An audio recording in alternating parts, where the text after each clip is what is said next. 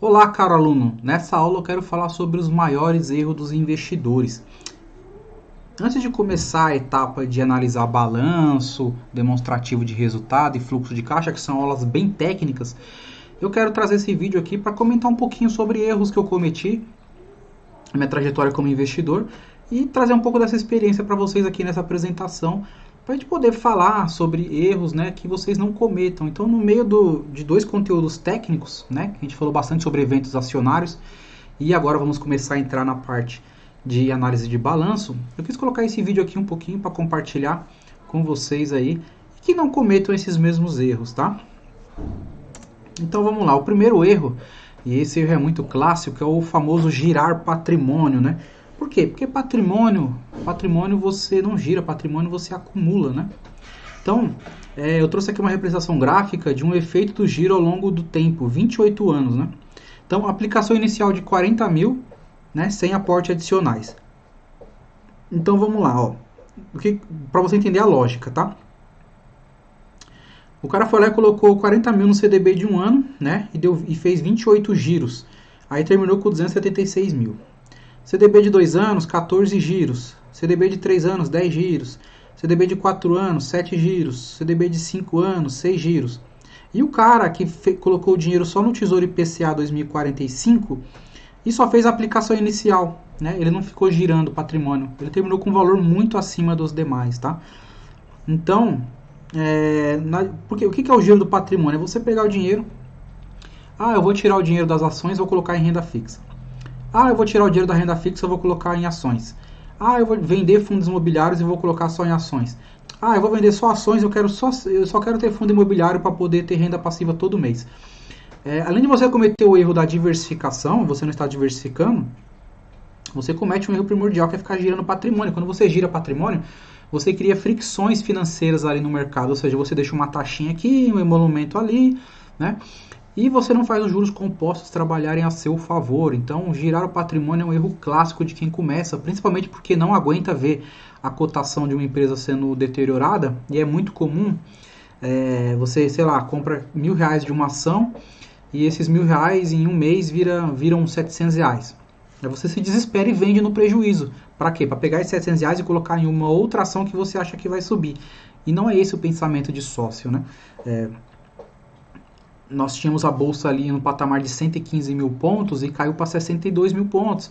Então todas as ações, foi um problema sistêmico, nós já tivemos uma aula sobre risco sistêmico e não sistêmico, todas as ações caíram. Mudou alguma coisa nos fundamentos da empresa? Não. Então você fez o quê? Você vai vender toda a sua carteira no desespero e colocar na renda fixa? Né? Então isso é girar patrimônio. Né? Então patrimônio não se gira, patrimônio se acumula. Fica com essa coisa na sua cabeça, porque é essencial para o seu benefício do longo prazo, tá?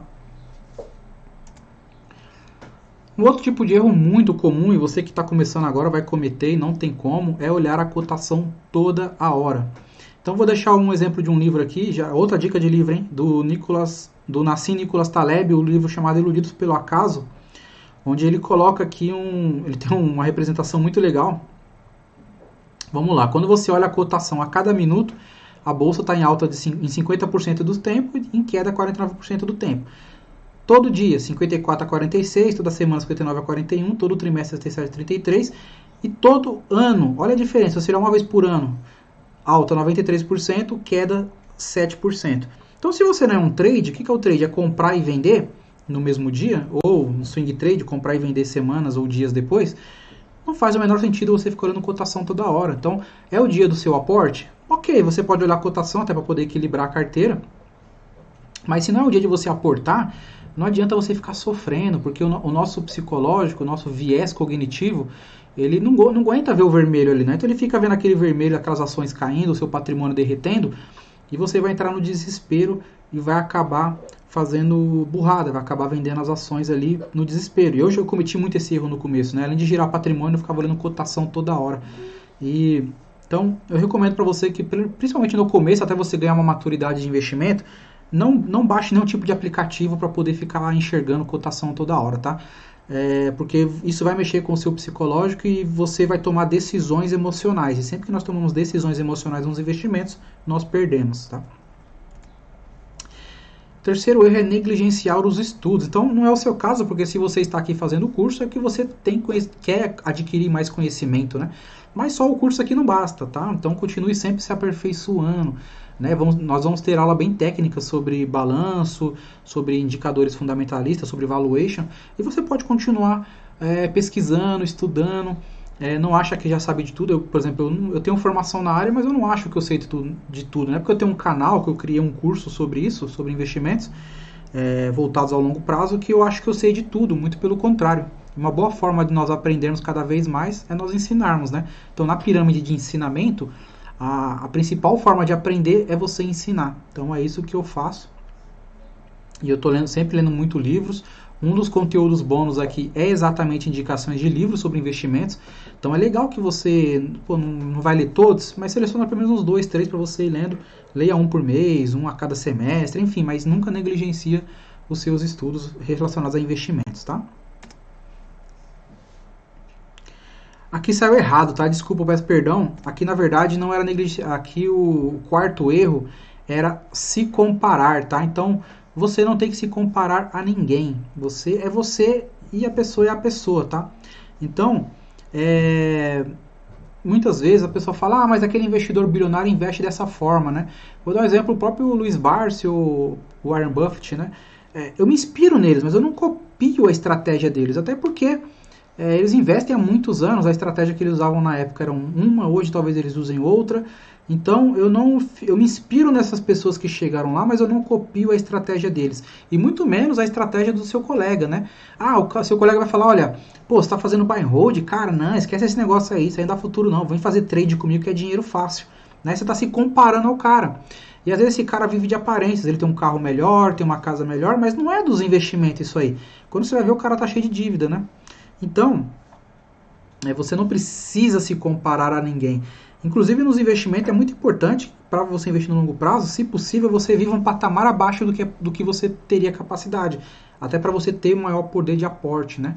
Tá? Então esse quarto tipo de erro é se comparar aos demais. Você é você, cada um é cada um tem sua história, cada um sabe onde o calo aperta. Então não se compara nem com investidores bilionários, se inspire neles, mas tome muito cuidado com aquele seu amigo, com aquele seu parente que vai te chamar para algum negócio super interessante, que às vezes pode ser algum marketing multinível aí, uma pirâmide, né? E você pode ficar sem dinheiro nenhum, tá? E a quinto e último erro, esse aqui é comum, achar que vai ficar rico no mercado financeiro de forma rápida. Você não vai ficar rico no mercado financeiro. Tá? O mercado financeiro ele vai potencializar os seus aportes, vai potencializar o seu trabalho. O que vai te deixar rico no longo do tempo é só o seu trabalho. O mercado ele vai potencializar isso, ele vai te dar ferramentas para que você, ao longo do tempo, potencialize aí, através de dividendos, através de valorização das ações, mas não é com pouco dinheiro que você vai conseguir ficar rico de forma rápida, você não vai, tá? Então, neste quadro é possível perceber claramente este ponto. Um pequeno aumento no aporte oriundo de uma renda extra gerada por mais trabalho, mesmo a uma taxa de retorno menor, bate de goleada uma taxa superior, porém com um valor aportado mais fraco. O que isso quer dizer? Aporte supera a taxa, simplesmente isso, né? Vamos aqui no exemplo o exemplo da planilha aqui, um aporte mensal durante 30 anos, né? 360 meses. Então, se o cara aporta ali só R$100 a uma taxa de 1%, no final de 30 anos ele teria R$353 mil. Tá? Se ao invés de aportar R$100, ele aportar, no exemplo aqui, R$500, com metade da taxa, 0,5, ele vai terminar com 505 mil. Então, o aporte superou a taxa. É exatamente esse o pensamento que você tem que ter. Eu preciso aportar mais, trabalhar mais, economizar mais, poupar mais, para aportar mais. É simples, né? Então, quando você aporta mais, você vai superar a questão da taxa. As pessoas procuram muito taxa, mas não se preocupam com o aporte. Taxa, rentabilidade não quer dizer nada se você tiver pouco dinheiro. Então, por isso que o importante é sempre os seus aportes, né? Então, uma das aulas aqui também bônus é exatamente formas de você gerar renda extra através da internet, tá? Então nessa aula bônus eu vou passar para vocês algumas formas que vocês podem ter para poder gerar uma segunda fonte de renda extra aí e claramente conseguir aumentar os seus aportes, tá bom? Então essa aula foi os 5 erros dos investidores, passamos aí no erro de girar patrimônio, olhar a cotação toda hora, negligenciar os estudos, ficar se comparando e achar que vai ficar rico no mercado financeiro de forma rápida. Tá? Então, espero que você tenha gostado do conteúdo. Mentalize sobre esse tipo de erros, né? Para que quando você venha começar já a fazer os seus aportes, começar a escolher suas ações, você não venha cometer, porque são erros que eu cometi no começo e me perderam algum tempo precioso, né? E uma coisa que você não consegue voltar atrás é o tempo. O tempo, ele é o seu bem mais precioso e você não tem como recuperar, tá? Então, fica aí essa recomendação. Te aguardo até a próxima aula. Vamos começar a entrar agora no módulo sobre análise de balanços, contabilidade e demonstrativo de fluxo de caixa. Tá muito legal essas aulas e você vai aprender de forma muito rápida como que o mundo contábil funciona para investidores. Você vai ver que não é nenhum bicho de 7 cabeças, tá bom? Te aguardo até a próxima aula.